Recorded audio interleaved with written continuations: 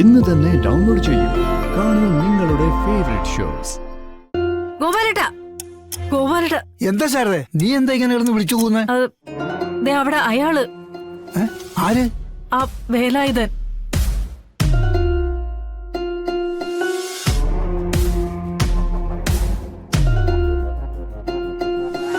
എന്താ വേല? നീ എന്തിനാ എന്നെ ഇങ്ങനെ കഷ്ടപ്പെടുത്തുന്നേ? കാര്യങ്ങളെല്ലാം നമ്മൾ പറഞ്ഞ് അവസാനിപ്പിച്ചതല്ലേ? നീ പറഞ്ഞ പണവും ഞാൻ തന്നു.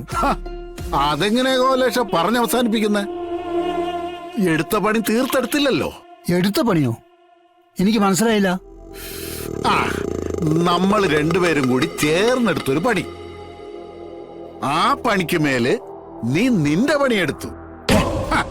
അത് ശരിയല്ലല്ലോ. അത് നീ എന്നോട് ചെയ്ത ചതിയല്ലേ? വലിയ ചതി, കൊടും ചതി. എടാ, നീ കാര്യം എന്താ വെച്ചാ തുറന്നു പറ. ഒരുമാതിരി വളഞ്ഞു കിടന്ന് മുഖേ പിടിക്കുന്ന ഈ പരിപാടി എനിക്ക് ഒട്ടും ഇഷ്ടമുള്ള കാര്യമല്ല.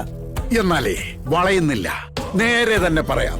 നമ്മൾ രണ്ടുപേരും കൂടി ഒന്നിച്ചു കുളിച്ചിട്ട നസീറിന്റെ ശവം അതവിടുന്ന് മാറ്റിയതാരാ? അതൊന്നും എനിക്കറിയില്ല. ഏയ്, നീ അറിയാതെ അത് അവിടെ നിന്ന് മാറില്ലല്ലോ. വേലായുധ, ആ രാത്രിയിൽ എന്ത് ചെയ്യണമെന്ന് അറിയാതെ നിന്ന എനിക്ക് നീ ചെയ്തു തന്നെല്ലാം മറക്കാനാവാത്ത സഹായങ്ങൾ തന്നെയായിരുന്നു. ഓ ഓ പക്ഷെ അതിന്റെ പേരിൽ നീ എന്നെ ഇങ്ങനെ ചതിക്കൂന്ന് ഞാൻ കരുതിയില്ല. ദേ, ഒരു കാര്യം സത്യസന്ധമായി ഞാൻ പറയാം. ആ ബോഡി അവിടുന്ന് മാറ്റിയതിൽ എനിക്കൊരു പങ്കുമില്ല. വിശ്വസിക്കാൻ പറ്റുമെങ്കിൽ നീ വിശ്വസിക്ക്.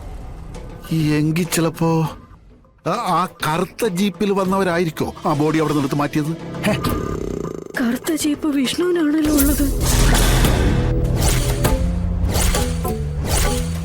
എന്റെ ദേവി, വിഷ്ണു കേസ് വീണ്ടും തിരിഞ്ഞ് വിഷ്ണുവിലേക്ക് പോവാണോ? അവിടെ നിന്ന് ആര് മാറ്റിയാലും ശരി, ഇനി കേസ് പോകുന്നതേ അവന്മാർക്ക് പിന്നാലെ ആയിരിക്കും. വിഷ്ണു ആരെയാണോ അവന്മാര് രക്ഷിക്കാൻ ശ്രമിച്ചത് അവരും കുടുങ്ങും, ഇവരും കുടുങ്ങും. ആ, അതിപ്പോ എത്ര വലിയ ബന്ധങ്ങൾ ഉണ്ടെന്ന് പറഞ്ഞാലും മാന്തിയത് ശവമാണോ? തൊട്ടവനും കണ്ടവനും എല്ലാവനും നാറും. ഇല്ലെങ്കിലേ ഈ വേലായുധം നാറ്റിക്കും. അതൊന്ന് അറിയിക്കാൻ വേണ്ടി വന്നതാ. ആ, എന്നാ പിന്നെ പോട്ടെ. അയ്യോ, ഇനിയും വരേണ്ടി വരുമല്ലോ. അത് ഞാൻ ഓർത്തില്ല. എന്നാ വരട്ടെ.